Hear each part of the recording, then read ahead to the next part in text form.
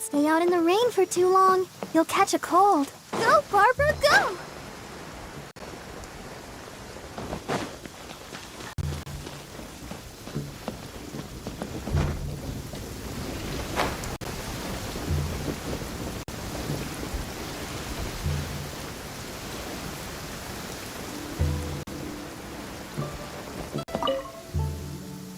Wangshu Inn now hiring.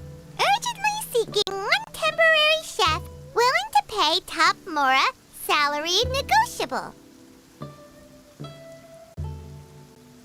Look, Traveler, an urgent hiring notice and they're paying top Mora too! Oh, Paimon likes the sound of that. You're right, it is strange. Do you think something happened to Yenshao? Cause that guy barely lets anyone ever set foot in his kitchen. Doesn't exactly seem like the type to hire help. The notice says interested parties should go upstairs and talk to the innkeeper Huayan. Should we go and see what's up? Yeah, and we can ask about the pay while we're at it.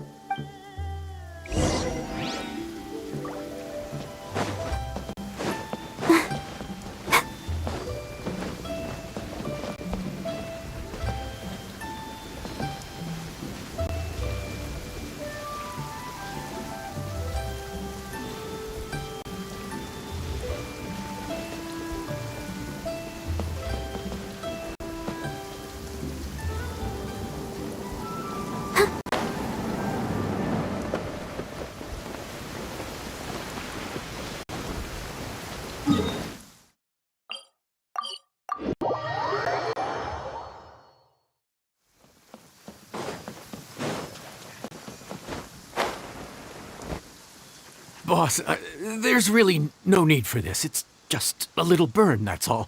It won't get in the way of my work. Perhaps not, but continuing to work will only hinder your recovery. You need to rest for a few days. We'll figure something out. Huayan! Yanxiao! Oh? Traveler and Paimon! What brings you to this neck of the woods? And we decided to come check up on Yanxiao. I knew we shouldn't have posted that notice. It's really nothing to worry about. I'm fine. I swear. How kind of you. My thanks to you both. And thanks on Yanxiao's behalf, too. There's nothing to be embarrassed about, Yanxiao. Just tell them what happened. Oh, all right. Well, basically, we had a lot of guests pouring in for the lantern ride. Things got busy, I started rushing, and I ended up accidentally burning my hand while plating a dish. Well, you know what they say. Play with fire long enough and you're bound to get burned. Even the best chefs slip up sometimes. Anyway, it's nothing, just a tiny burn. I can still... Now, I don't want you pushing yourself. You'll only make it worse, and then you'll be looking at more than just a couple of days off to recover. But the lantern ride's only just finished, and we're still getting tons of guests. Now's not a good time for me to rest. Plus, lots of the guests are visiting from other nations. We can't just bring in some random chef off the street. We have a reputation to uphold. I refuse to let someone else ruin the good name we've made for ourselves here. Listen to you. Anyone would think that you're the boss and not me. But he's not wrong. Yanxiao was one of the favorites in the Masterful Chefs tournament. No matter how you look at it, his are big boots to fill. I don't mean to boast, but any chef of my caliber probably has their own restaurant to look after. It's not going to be easy to find someone who's got the skills and has the time to help us out. Looks like we might have to increase the pay we're offering even further. Do we know anyone that's a good chef and has the time to help out? Oh, of course, you! Oh, right. Yes. Now I think about it, I do recall hearing good things about your cooking ability. I suppose I'd added you to my mental list of people who can hold their own in a combat situation, but forgot you can cook. Why are you even keeping a mental list of people who can fight? Maybe a story for another time. More importantly, I'm sure Yanxiao would be comfortable leaving his kitchen in your hands, if anyone's. What do you think, Yanxiao? Well, since it's you, I suppose that's better than anyone else. What do you think, Traveler? Should we do it? I should warn you that cooking for customers is quite a different ballgame from cooking for yourself, so I'll stick around the kitchen over the next few days to help smooth things over. Oh, so he's not leaving the kitchen after all? I believe there's some spare kitchenware here at the inn. Boss, would you mind? Of course, of course. I'll take care of it.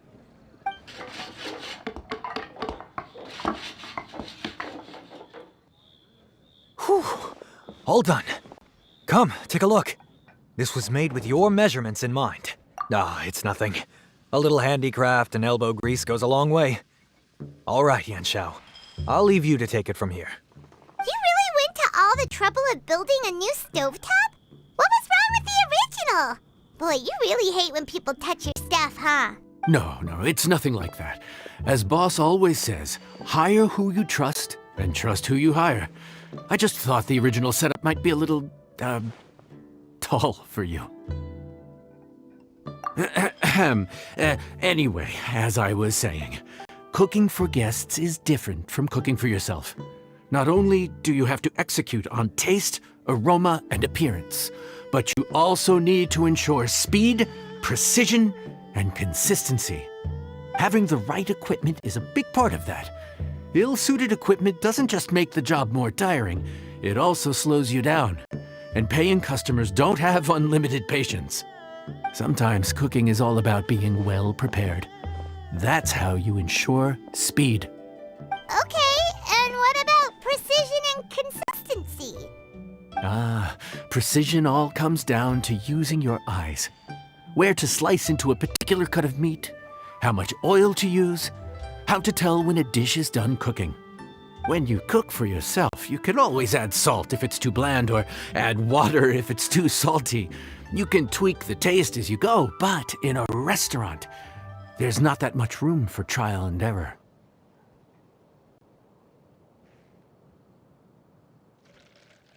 Worst case scenario, Paimon can deal with any subpar dishes by making sure they get properly disposed of. The final thing you have to focus on is consistency. You have to be able to handle the most challenging orders with the same level of technique and skill as the easiest ones. This is particularly important when you have guests from all over, each with their own tastes and preferences. You have to cater to their own dietary needs while also giving them the opportunity to enjoy our local delicacies. This last point is making Paimon's head spin. Don't worry. Matter of fact, someone as well-traveled as you may even have a better handle on it than me once you get started. And of course, I'll be around to help you over the next few days. I don't think we'll have any trouble making all our guests feel right at home.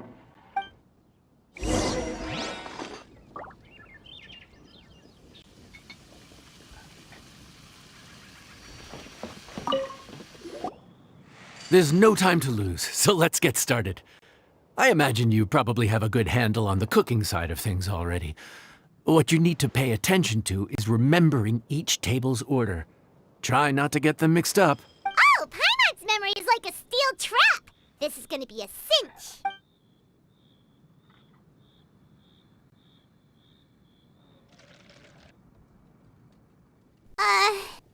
Which ticket are we on again? Table 1 was onions, but no chilies. Table 2 was chilies, but no onions.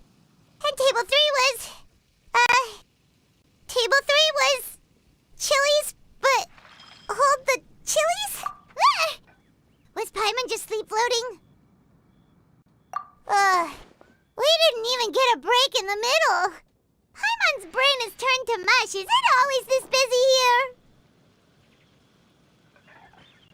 No, but this is peak season. You both did a mighty fine job for your first time serving guests at the inn. Luckily, all our customers were familiar faces this time around, so we didn't get any strange requests. Otherwise, today would have been even more challenging. No strange request? Someone asked. almond tofu drizzled in soy sauce. Even Paimon has never tried that combination. It's a wide world out there. People have all kinds of different tastes. Being able to cater to all is the real essence of Liyue cuisine. Also, the thing about requests is that they're usually very specific. So as long as you do what they asked, you're unlikely to have any issues. What's really tricky is when guests give you free rein to do anything you want. Excuse me. Are you still open by any chance? Huh? Paimon knows that voice. Let's go check it out. What should we do? It doesn't look like anyone's here. If only we'd gotten here a bit sooner. It's all right. If we start building a campfire now, we'll be eating before too long. Right. Besides, if anyone's to blame, it's Linny. So busy being a greedy culture vulture that he lost track of time. Linny, Lynette, Fremine, it is you! Paimon? So, is the Traveler here? Traveler, Paimon! What a nice surprise! Paimon was gonna say the same thing! We're just lending a helping hand at the inn. Anyway, so that's how we ended up here. But what about you guys? Don't tell us. Father sent you on another mission? No, quite the opposite, actually. We're in Liyue on vacation, and while we're here, I thought a cultural tour might be in order. Father said we deserve some rest after everything that happened recently. Otherwise, it could jeopardize our next mission. It's not every day we get this kind of opportunity. Linny thought it might be fun to spend some time in Liyue, especially since it's Lantern Rite season. We could hardly pass up the opportunity to watch a Liyue-style magic show. Although, I think they call it conjuring here. In our time here, we've seen conjuring tricks incorporated into a Liyue opera show, and even a wushu dance. It was amazing. So, we decided to stay here for a few more days to see what other forms of inspiration this land might have in store for us. We visited Granny Roshin in Chingsa village not long ago, and today we continued our cultural tour in the area around here. In the end, though, we lost track of time. We haven't even eaten anything yet. And speaking of eating, as you know, seafood is a big part of both Liyue and Fontaine cuisine, but it's cooked very differently here. We simply had to try some local seafood after coming all this way. That's another reason why we decided to extend our trip. Oh, need any recommendations? What have you tried so far? That fish one with the misleading name. Sounds bland, but it's drowning in hot chilies. Oh, you mean blackback perch soup? You're right, the name doesn't give much away. It looked and smelled so appetizing that Lynette took a huge mouthful, blissfully unaware that she was about to set her mouth on fire. She could barely speak for the rest of the day after that. Luckily, that wasn't a huge adjustment for her.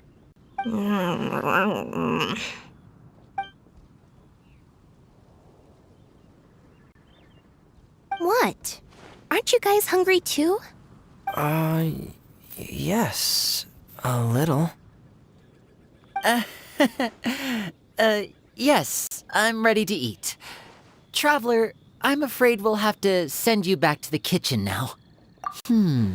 Good question. I doubt we'll be able to decipher the menu, so why don't you recommend something? You should be pretty familiar with our tastes. One more thing. Please, if you have a heart, don't make it spicy.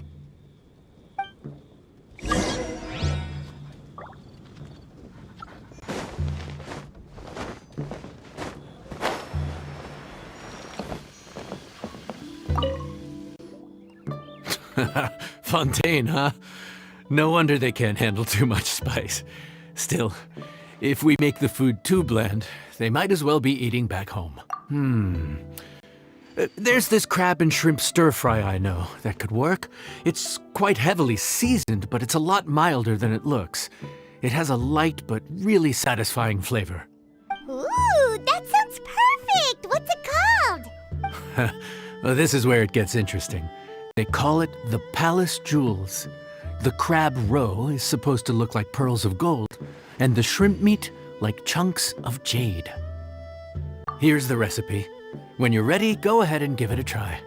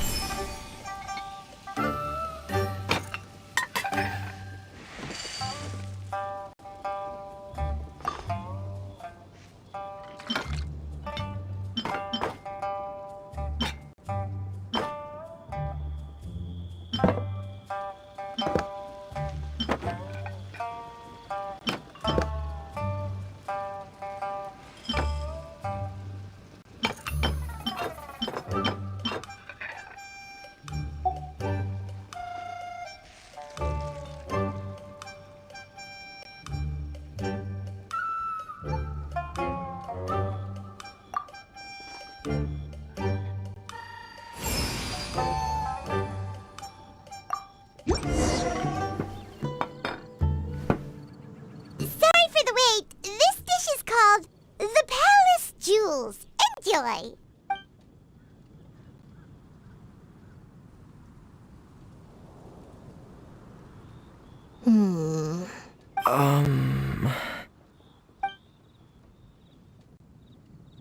Ah, yes. We meant to say, you two must be tired after a long day of work. Do you want to eat with us? Oh, now that you mention it, Paimon is a little hungry. Well, if you insist, then who are we to refuse? Oh, right, of course. You're still our customers. Why aren't you eating? The sauce looks a little overpowering. According to Liyue custom, it's probably good table manners to let someone else go first. Looks delicious, traveler. I guess I'll dig in first. Here goes. What is it? Do you need some water? No, it's delicious. The flavor is so pure. It's drenched in sauce, but somehow it just enhances the natural flavor of the seafood. Try it for yourselves. Alright.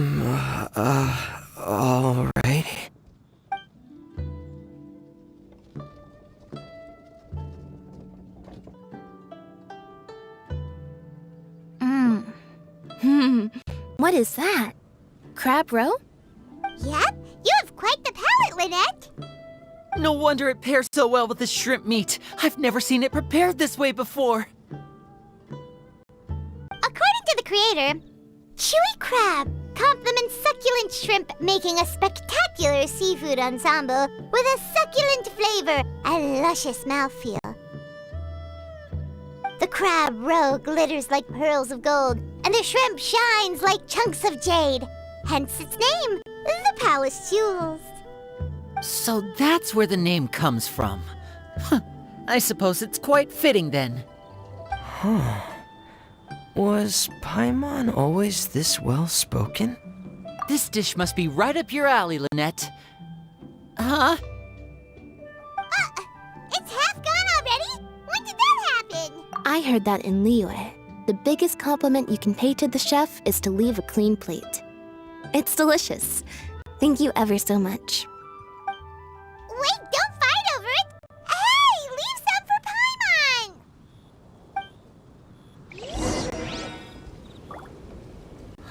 Paimon! I think I'm finally getting the hang of chopsticks.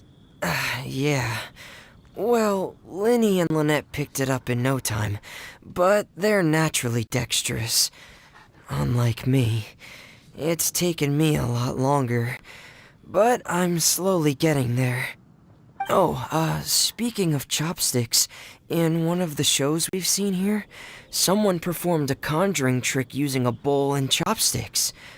So, if I want to be a good magician's assistant, I need to keep practicing.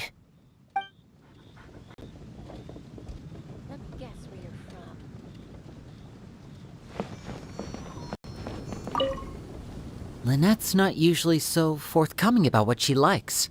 But this time, well, she's expressed it in more ways than one. I guess you've rubbed off on her too. Or maybe your cooking is simply too delicious to resist. The next time our paths cross in Fontaine, you'll have to fire up your cooking skills for my other siblings as well. How does that sound, oh great master chef? Oh yeah? Well then, I'll have to clear my schedule.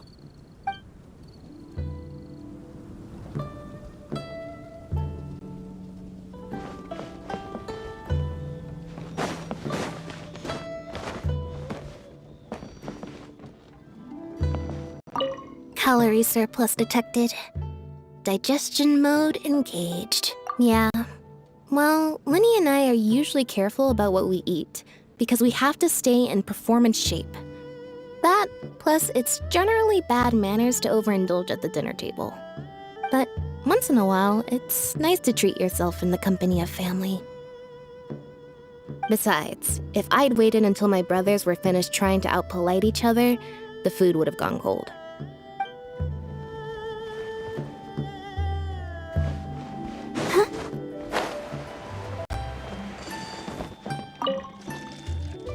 So your friends like the dish, huh?